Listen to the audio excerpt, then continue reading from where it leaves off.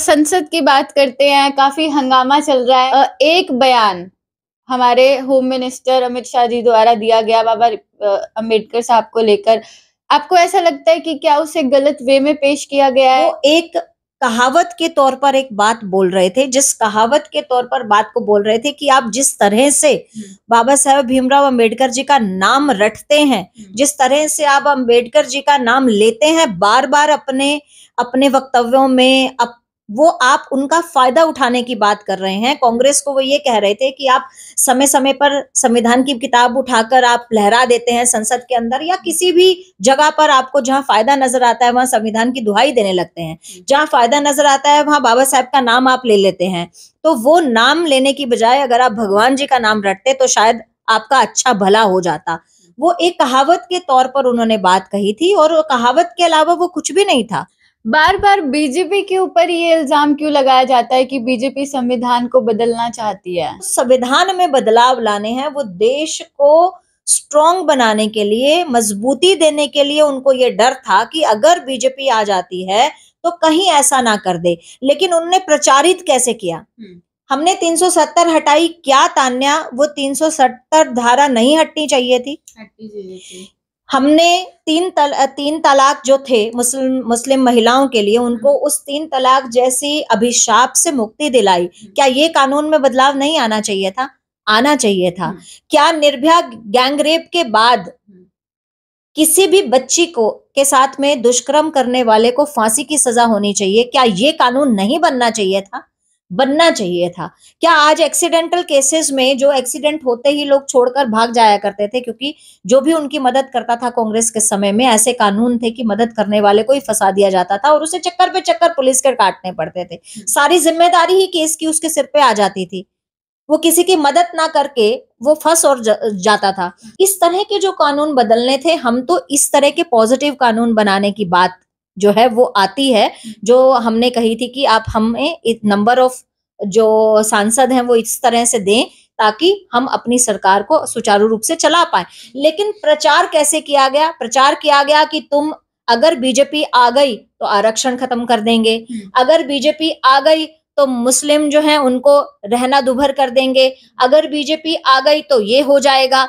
नमस्कार, मैं तान्या मेहता और आप देख रहे हैं मेन मुद्दा है। इस वक्त फिलहाल मेरे साथ बीजेपी का ही चेहरा, बीजेपी की आवाज मौजूद है और हरियाणा के प्रदेश प्रवक्ता नेहा धवन जी फिलहाल मेरे साथ मौजूद हैं। संसद की बात करते हैं, काफी हंगामा चल रहा है, काफी धक्का मुक्की चल रही है। राहुल गांधी जी के ऊपर आरोप लगाए गए हैं। बीजेपी के सांसद हैं वो फिलहाल हॉस्पिटल में एडमिट हैं, उन्हें चोटें लगी हैं।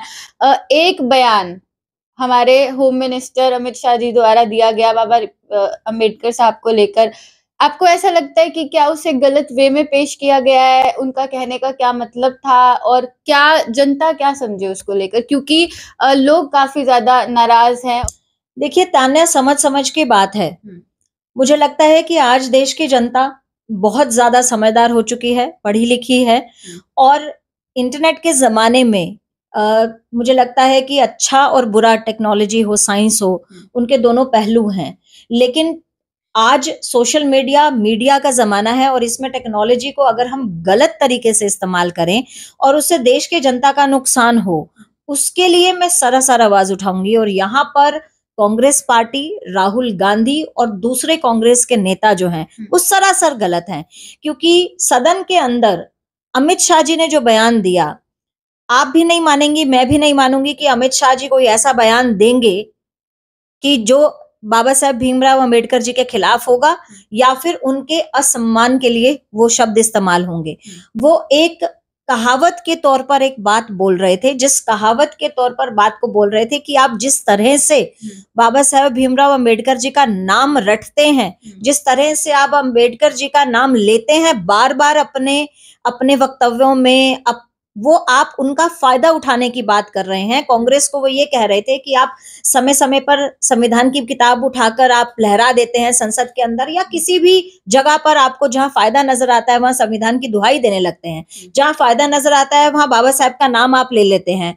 तो वो नाम लेने की बजाय अगर आप भगवान जी का नाम रटते तो शायद आपका अच्छा भला हो जाता।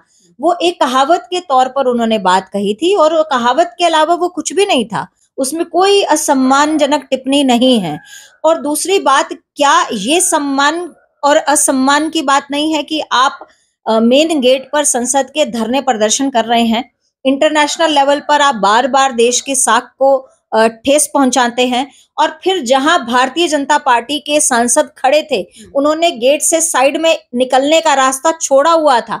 जब कांग्रेस के लोग प्रदर्शन करते हुए आगे आए तो उन्होंने निकलने के लिए इशारा किया कि आपके लिए वो रास्ता छोड़ा हुआ है, आप वहां से निकलिए, लेकिन वो वहां पर ना जाकर और बीजेपी के जहां सांसद खड़े हैं उनके बीच में से निकलने की कोशिश करते हैं, और राहुल गांधी इतने में ही तैश में आ जाते हैं। जब उनसे अपनी हार नहीं संभाली जा रही, जब उन्हें अपनी हार इन चुनावों में हजम नहीं हो रही, चाहे वो महाराष्ट्र की हार हो, चाहे वो हरियाणा की हार हो, और चाहे वो उत्तर प्रदेश के उपचुनाव की हार हो, चाहे वो राजस्थान के उपचुनाव की हार हो, चाहे वो विधानसभा के चुनाव की हार हो, जब उन्हें ये हार और केंद्र की उनकी सरकार नहीं बनी, जो वो कह रहे थे कि हम जो है भाजपा को 0 पर लाकर खड़ा करेंगे, मुझे लगता है कि ये हार उन्हें पच नहीं रही है।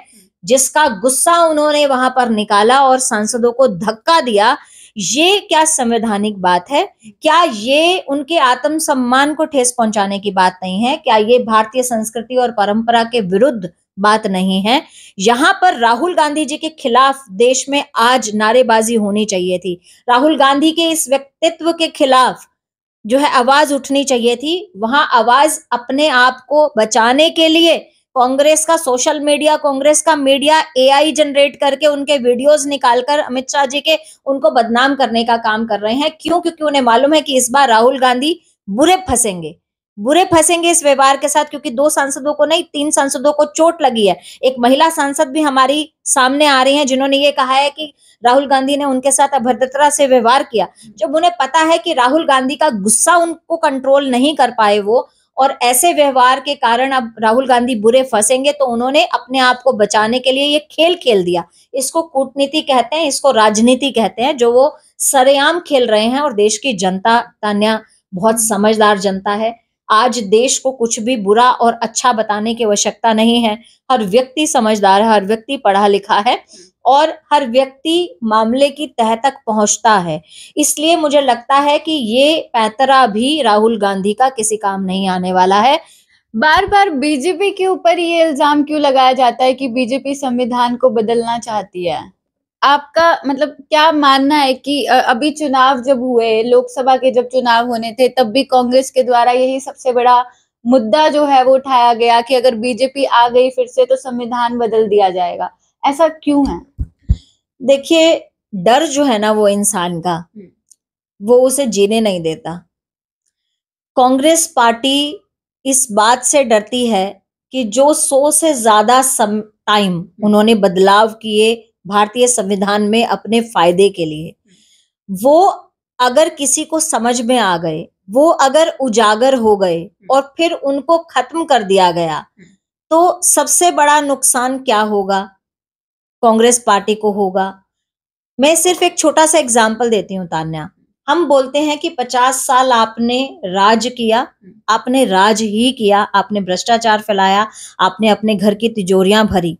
अगर ये झूठ होता तो आज ईडी की रेड पर इतने पैसे किसी कांग्रेस सांसद, किसी कांग्रेस विधायक के घर पे कैसे मिल जाते हैं? आज आपके घर पर ईडी की रेड नहीं होती है, मेरे घर पर ईडी की रेड नहीं होती है। ईडी की रेड कहाँ होती है? जहां पर पहले से कोई कंप्लेंट हो, पहले से कोई छापामार की बात कब होती है? या फिर पहले से पता हो कि ये कहीं ना कहीं लिप्त हैं किसी ना किसी 2 नंबर के काम में, भ्रष्टाचार के काम में, और इनके पास घर पे बहुत पैसा मिलेगा, वहीं ईडी की रेड होती है।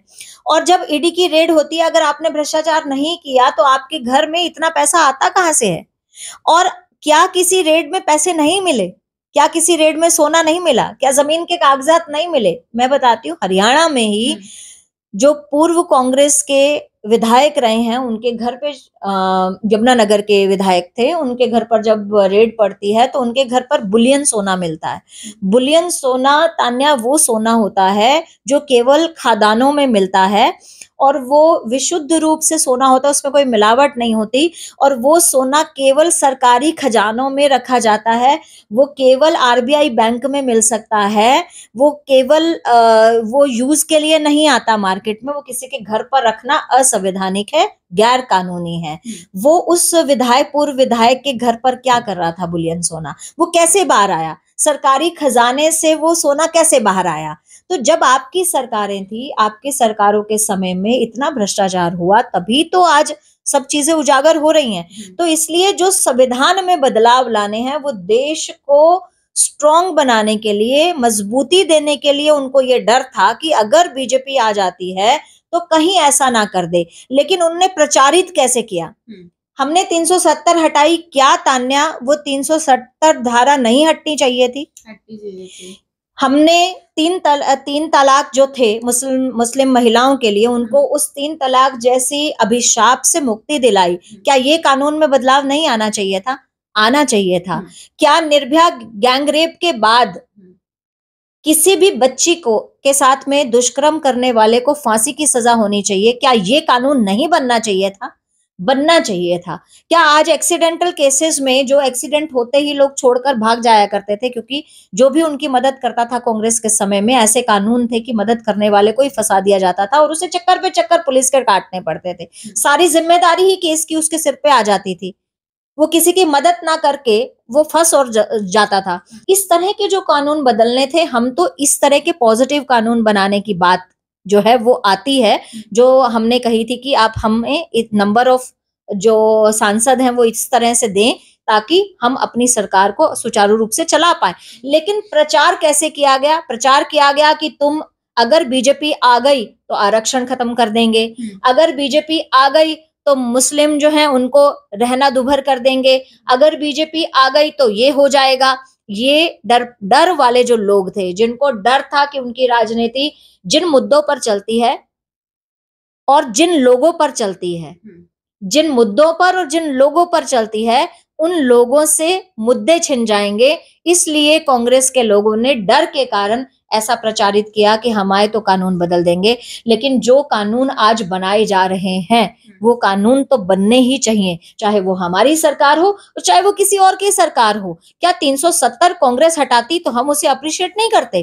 बिल्कुल करते, हम उसे अप्रिशिएट करते। फांसी की सजा अगर कांग्रेस लाती तो हम अप्रिशिएट नहीं करते? बिल्कुल हम अप्रिशिएट करते। चलिए, आपकी क्या राय है? कुछ मुद्दों पर इनसे खास बातचीत करी है, आप अपनी राय नीचे कमेंट सेक्शन में जरूर बताइएगा। और आगे भी अगर किसी टॉपिक पर आप डिस्कशन चाहते हैं, कुछ आपके सवाल हैं, वो भी कमेंट सेक्शन में आप जरूर बता सकते हैं। वीडियो को ज्यादा से ज्यादा शेयर करिए, जुड़े रहिए मेन मुद्दा है के साथ। धन्यवाद। Thank you.